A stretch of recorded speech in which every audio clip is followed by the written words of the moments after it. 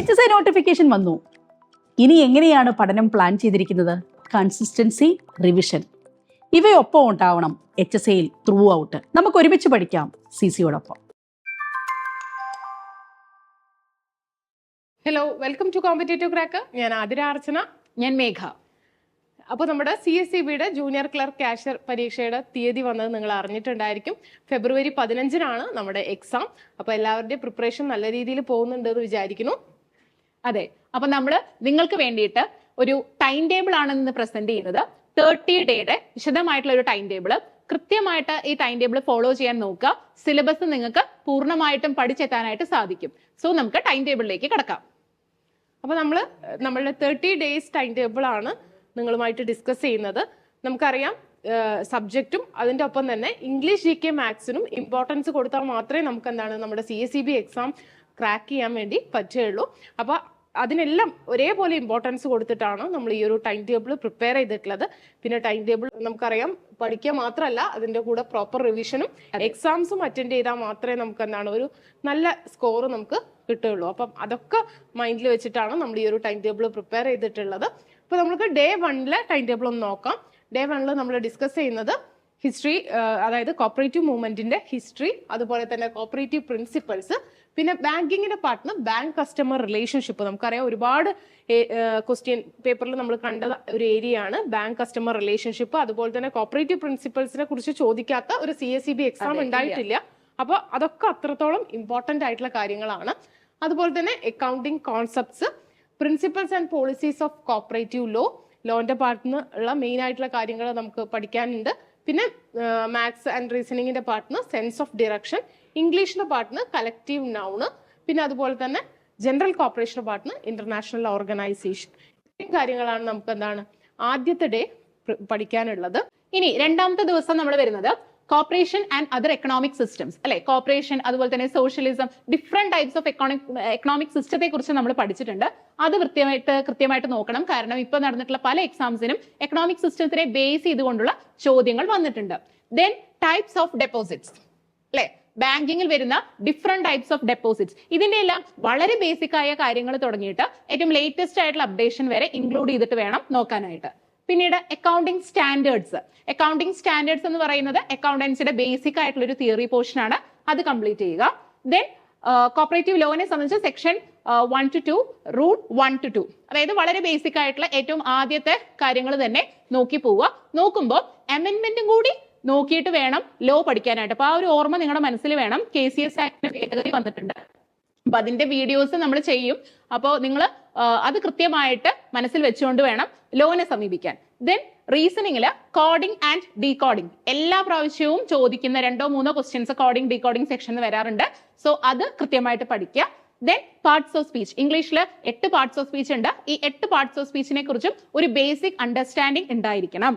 Then international organisations. International organisation എന്നുള്ളത് വളരെ വലിയൊരു ടോപ്പിക് ആണ്. അപ്പോൾ ഇന്റർനാഷണൽ ഓർഗനൈസേഷൻ, അത് ഫൗണ്ട് ചെയ്തിട്ടുള്ള ഇയർ, അതിന്റെ ഇമ്പോർട്ടന്റ് പബ്ലിക്കേഷൻ, അതിന്റെ ഹെഡ് ക്വാർട്ടേഴ്സ്, ഇത്രയും കാര്യങ്ങളെല്ലാം ഇന്റർനാഷണൽ ഓർഗനൈസേഷൻ എന്നുള്ള രണ്ടാമത്തെ ദിവസം ഇത്രയും കാര്യങ്ങൾ കവർ ചെയ്യണം. പിന്നെ തേർഡ് ഡേ നമ്മൾ കൊടുത്തിട്ടുള്ളത് റിവിഷൻ ഡേ ആണ്. നമ്മൾ കുറച്ച് കാര്യങ്ങളൊക്കെ 1-2 ദിവസങ്ങളിൽ നമ്മൾ പഠിച്ചു.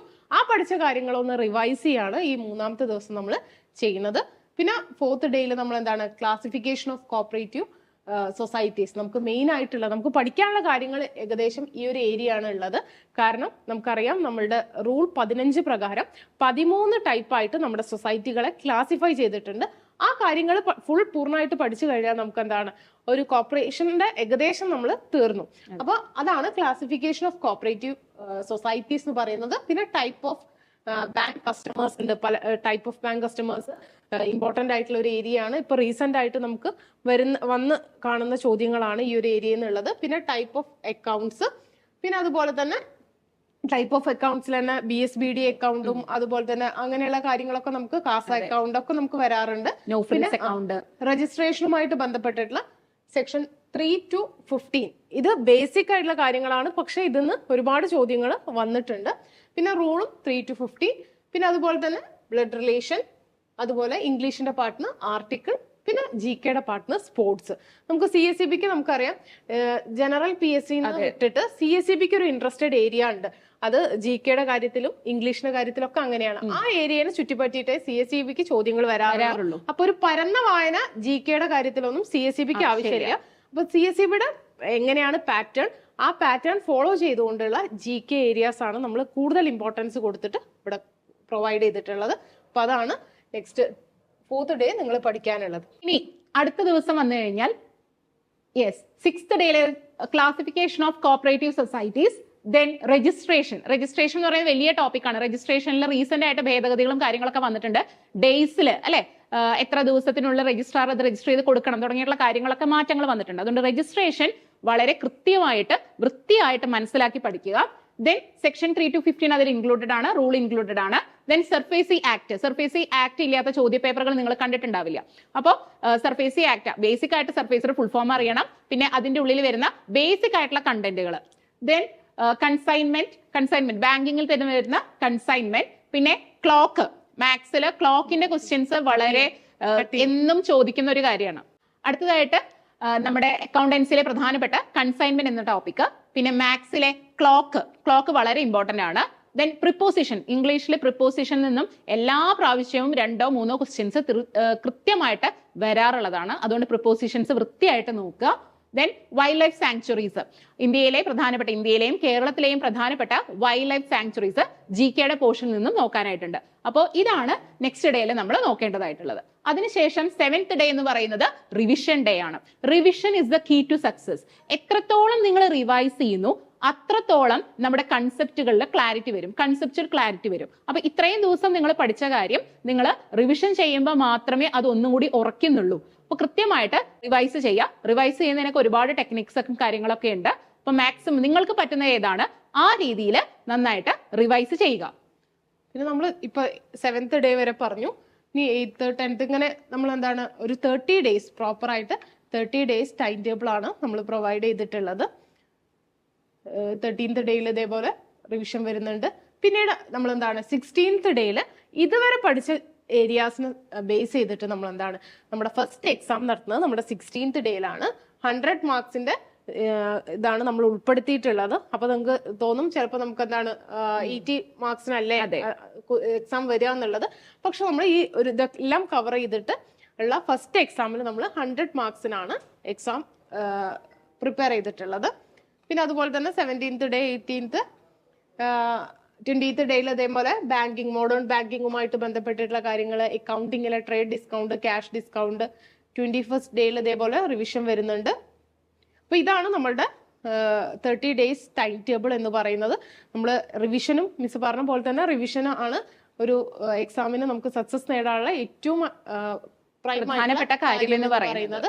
പിന്നെ 29th ഡേയിലും നമ്മൾ ഇതുവരെ പഠിച്ച എല്ലാ ഇതും കൂടി റിവൈസ് ചെയ്തുകൊണ്ട് 30th ഡേ നമ്മൾ എന്താണ് ഒരു 160 മാർക്സിന്റെ മോഡൽ എക്സാം ആണ് നമ്മൾ ഷെഡ്യൂൾ ചെയ്തിട്ടുള്ളത്. ഇതാണ് നമ്മുടെ 30 days ടൈം ടേബിൾ എന്ന് പറയുന്നത്. അപ്പൊ കൃത്യമായിട്ട് സിലബസ് വെച്ച് ഒരു കൃത്യമായ ടൈം ഷെഡ്യൂൾ വെച്ച് റിവിഷൻ ചെയ്തുകൊണ്ട് മുന്നോട്ട് പോയാൽ മാത്രമാണ് ഈ ഒരു within the short span of time നിങ്ങൾക്ക് ജോലിയിൽ പ്രവേശിക്കാനായി സാധിക്കുള്ളൂ. ഒരിക്കലും കട്ട് ഓഫ് ക്ലിയർ ചെയ്യണം എന്നുള്ളതല്ല. കട്ട് ഓഫിനേക്കാളും മുകളിൽ 2 or 3 മാർക്കെങ്കിലും കൂടുതലായിട്ട് സ്കോർ ചെയ്യാനായിട്ടായിരിക്കണം നമ്മൾ ശ്രമിക്കേണ്ടത്. അപ്പൊ ഈ ഒരു ടൈം ടേബിൾ ആ കാര്യത്തിന് നിങ്ങളെ തീർച്ചയായിട്ടും നിങ്ങളുടെ സിലബസ് കംപ്ലീറ്റ് ചെയ്യാനായിട്ട് നിങ്ങളെ തീർച്ചയായിട്ടും ഹെൽപ്പ് ചെയ്യും. ഇതുവരെ പഠിച്ച കാര്യങ്ങളൊക്കെ വെച്ചിട്ട് ഒരു 160 മാർക്സിന് ഒരു മോഡൽ എക്സാമും നമ്മൾ നടത്തുന്നുണ്ട്. നിങ്ങൾക്കറിയാം നമ്മുടെ CSEBക്ക് പ്രോപ്പർ ആയിട്ട് ഒരു സിലബസ് ഇല്ല. നമുക്ക് എന്താണ് എന്തൊക്കെ കാര്യങ്ങളാണ് പഠിക്കേണ്ടത്, അല്ലെങ്കിൽ സബ്ജക്ട് മാത്രമേ മെൻഷൻ ചെയ്തിട്ടുള്ളൂ CSEB. അപ്പൊ എന്തൊക്കെയാണ് പഠിക്കേണ്ടതെന്ന് ഉദ്യോഗാർത്ഥികൾക്ക് ഡൗട്ട് ഉണ്ടായിരിക്കും. നമ്മൾ നമ്മുടെ പ്രീവിയസ് എക്സ്പീരിയൻസ് ഒക്കെ വെച്ചിട്ട് പ്രീവിയസ് ക്വസ്റ്റ്യൻ പേപ്പേഴ്സ് ഒക്കെ അനലൈസ് ചെയ്തിട്ടാണ് ഇങ്ങനെ ഒരു ടൈം ടേബിൾ പ്രിപ്പയർ ചെയ്തിട്ടുള്ളത്. അപ്പൊ നിങ്ങൾക്ക് എന്തായാലും യൂസ്ഫുൾ ആവും തീർച്ചയായിട്ടും. അപ്പൊ എല്ലാവരും ടൈം ടേബിൾ കൃത്യമായിട്ട് ഫോളോ ചെയ്യുക, നന്നായിട്ട് പഠിക്കുക, പറയുന്ന എല്ലാ പോർഷൻസും മാക്സിമം കംപ്ലീറ്റ് ചെയ്തുകൊണ്ട് തന്നെ ആ ഒരു ടൈം ഫ്രെയിമിൽ നിന്നുകൊണ്ട് തന്നെ ഓരോ ഡേയും ആ പറയുന്ന ദിവസം തന്നെ കംപ്ലീറ്റ് ചെയ്ത് പോയി കഴിഞ്ഞാൽ വിതിൻ ഈ ഒരു 30 ദിവസം കൊണ്ട് തന്നെ നിങ്ങളുടെ പഠിക്കാനുള്ള കാര്യങ്ങളൊക്കെ നിങ്ങൾക്ക് വൃത്തിയായി പഠിച്ചുകൊണ്ട് എക്സാം ഹാളിലേക്ക് വളരെ കോൺഫിഡന്റ് ആയിട്ട് ചെല്ലാനായിട്ട് സാധിക്കും. അപ്പൊ നമ്മൾ ഡിസ്കസ് ചെയ്ത ടൈം ടേബിൾ നിങ്ങൾ ശ്രദ്ധിച്ചിട്ടുണ്ടായിരിക്കും. അപ്പൊ നമ്മൾ ഈ ടൈം ടേബിൾ നമ്മൾ എക്സ്ക്ലൂസീവ്ലി പ്രൊവൈഡ് ചെയ്യുന്നത് നമ്മളുടെ ബാച്ചിലെ സ്റ്റുഡൻസിനാണ്. അപ്പൊ നമ്മൾ 30 days ക്രാഷ് ബാച്ച് സ്റ്റാർട്ട് ചെയ്തിട്ടുണ്ട്. നമ്മുടെ ഈ CSEB 30 day ക്രാഷ് കോഴ്സിന്റെ പ്രത്യേകത എന്ന് പറയുന്നത് കൃത്യമായിട്ട് നിങ്ങൾ പഠിക്കുന്നുണ്ട് എന്നുള്ളത് മേക്ക് ഷുവർ ചെയ്യാനായിട്ട് കൃത്യമായിട്ട് നിങ്ങൾക്ക് മോഡൽ എക്സാംസ് തരും. പിന്നെ പ്രീവിയസ് ഇയർ ക്വസ്റ്റ്യൻ പേപ്പേഴ്സ് എന്ന് പറയുന്നതാണ് CCB എക്സാമിന്റെ ഏറ്റവും പ്രധാനപ്പെട്ട പ്രിപ്പറേഷനിലെ ഏറ്റവും പ്രധാനപ്പെട്ട ഘടകം. അതുകൊണ്ട് തന്നെ PYQ series, PYQ question papers maximum cover ചെയ്തുകൊണ്ടായിരിക്കും നിങ്ങൾ എക്സാമിന് പോകുന്നത്. അതുകൂടാതെ മറ്റ് പ്രത്യേകതകളായിട്ടുള്ള സിലബസ് ബേസ്ഡ് റെക്കോർഡഡ് ക്ലാസ്സുകൾ ഉണ്ടായിരിക്കും. പിന്നെ അതുപോലെ തന്നെ ഡെയിലി ലൈവ് ക്ലാസ് ഉണ്ട്. അതെ, ഡെയിലി ലൈവ് ക്ലാസ്സുകൾ, മെന്റർഷിപ്പ് പ്രോഗ്രാം, അങ്ങനെ ഒരു ഫുൾ പാക്കേജ് ആണ് നിങ്ങൾക്ക് CC ഓഫർ ചെയ്യുന്നത്.